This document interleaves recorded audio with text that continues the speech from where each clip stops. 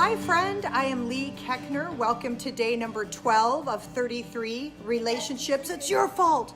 Oh wait. If you would please join me for 3 grounding breaths as I uncross my legs.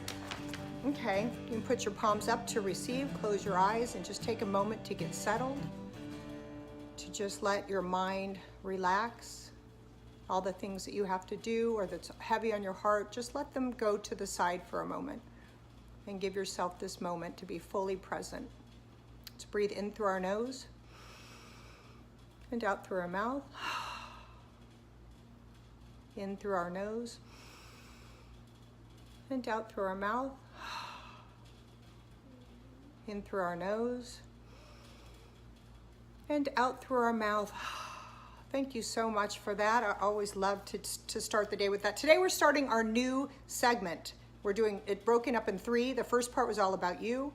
The second part, the next 11 days, is going to be about our relationships that we're in. All the various kinds of relationship that we are in every day. And then the last half will be actual tangible tools that you can use for all of these relationships.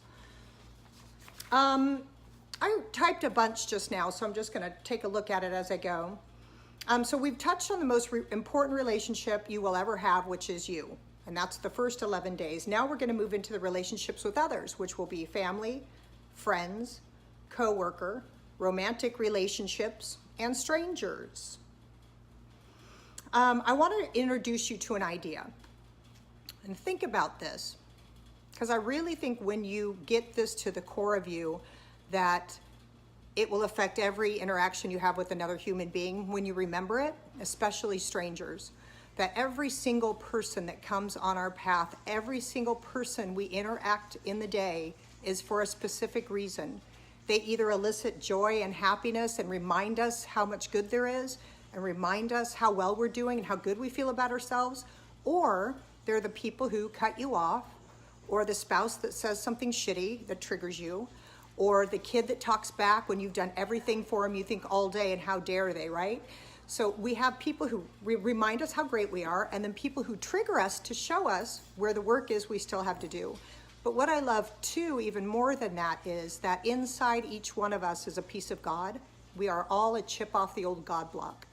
Every single one of us. So you can literally look into everyone's eyes that you interact with and see yourself, see that you are related, see that you have the same core essence of love and light inside of your body.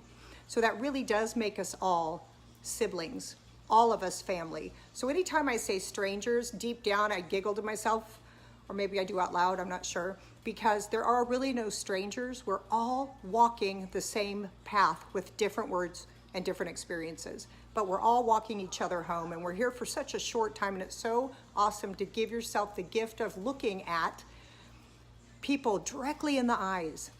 When I go to a service worker and I see their name tag, I say, David, I say, thank you, David. And look right at him like, man, I see you. You matter to me. And it's neat. Your life gets richer and you get really wonderful experiences from tiny interactions because you saw someone. And then when you have another awake person see you back, it's magic. It's like 2 little angels converging together for a moment where their souls are bigger than their silly spinning brains. Okay, the greatest people, the real gems, as I like to call them, are the people who trigger you the most. Because what they're saying is there's some place inside of your body that's still hurting, right? Because sometimes if you feel really good about yourself and something shitty happens, you just see it and you observe it, but you don't attach your feelings or your old hurts on it, so it doesn't hurt you. You don't react. Sometimes it taps your old hurts and your stuff and you react way bigger than what the situation remedies, usually with kids at sporting events. If our partner says one word that was kind of benign, are you kidding me? But we're upset about something else. But the neat thing about the real gems who trigger us are, now that we know this, or is, that when you get triggered and you want to point your finger, you turn that back to yourself. You find the place in your body that's hurting. And that I've heard the phrase that healing is applying loving to the places that hurt inside. So we can use some of the tools we did in the first half where you're hurting. I'm so gosh damn mad at him. But it doesn't equal what happened Where am I hurting? What's really going on? And you can check in and go in there and flood that place with love, as opposed to taking it out on someone. Because eventually, if you keep taking your shit out on other people, you're going to get a divorce and you're going to lose a shitload of friends, right? But when you can have ownership that my hurts are mine, they are not caused by the other person. It's amazing, and it's a lot of work, and you constantly have to be present, or you have to make amends for your behavior and then go within and get to work. Because we don't have to repeat the same hurts over and over. Okay, we're going to look at all relationships in this section. We'll learn how to use other people as a gauge to seeing where we are and how we are feeling. All relationships, especially marriage, provide our biggest love and our biggest upset. Isn't that right? I have the deepest love for my husband and my biggest upsets, because they're the person reflecting back who you are the most often. We'll look at our relationship with strangers first. That will be tomorrow. And then we'll move into coworkers, friends, the family you grew up with, and how your relationship and your kind of, hi Sarge, how your relationship and as a child and your role with the family, and then who we are today and how it's so hard to go back with family because everyone wants you to still be the same person you were when you're young, and you're like, I don't want to play that anymore. And it really ruffles the feathers, and it's hard to kind of settle into the new you, and you have to go through a little rebirthing for yourself with your family to say, I'm actually a different person now. I'm not the same little shit I was. Well, maybe I am. We'll look at relationships with strangers. Yeah, romantic. And what I want to say, if you do not have a romantic relationship, I'm so happy you're here. If you're not married, you're not with a partner, because you can do this work and be even more whole when you do meet your man.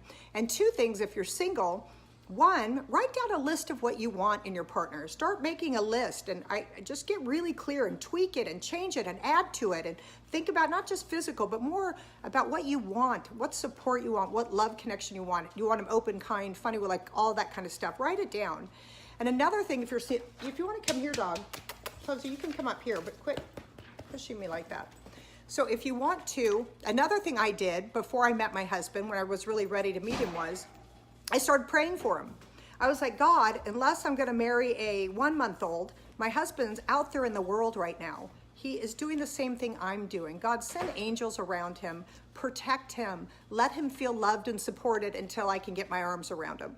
So I did that. I made a list for my husband, and I said prayers for him before I met him, and both of my prayers got answered. And there is magic, like my hat says, when you believe and you move forward in a powerful way with that information.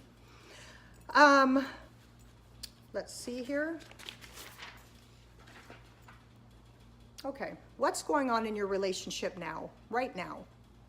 Are they just where you want them? Are they perfect? Are they fantastic? Are you hugging and embracing and kissing everyone? I'm not. And I've talked about my marriage with my beloved David, who I plan to die with and be with till the very end. But, I told you there's been some bumps lately. And my dog petting me is distracting me. Oh, but where are they right now? Wherever they are, they're perfect. They're exactly where they're supposed to be. When we wake up and we start learning from them, we're no longer a victim or pointing our fingers. They're kick-ass. And then soon you can be like, wow, I'm pissed at him. Oh, I have work to do. You don't get mad at him anymore. I really think that if we realize they're just triggering us because we have trigger landmines inside of us that need to be dismantled and need to be replaced with love, right? And I think too, when we do our work, when we show up in a new way, like the other day when I was talking about being tender with Dave, when I thought he was being a jerk, it allowed Dave to be tender. Then the next time, the tenderness will grow. And if he's a jerk again, I'm going to show up with tenderness because I'm going to remember how melting it was and beautiful it was for my own body, my well-being. That goes with the whole thing that Gandhi said, be the change. You be the tenderness you want in a partner. You be the patient listener you want in a partner. And as you do, it transforms your relationship. And that's with coworkers and family and everything else. I can't find any other papers, but I know somewhere I had one more. Oh well. So that's it. I can't find my papers, got scattered and all that stuff. I think it's the heat. But I love you guys, and I'm excited about this. We'll talk about strangers tomorrow and look at them in a whole new way. Eve, come say goodbye, please. Okay. Scurry on over, kid. This is Eve. Ooh, Bye. soccer superstar, 2 goals, 90 degrees. So proud of her. All right. Thank you guys so much for joining today. Let me see. I'm going to say a quick prayer.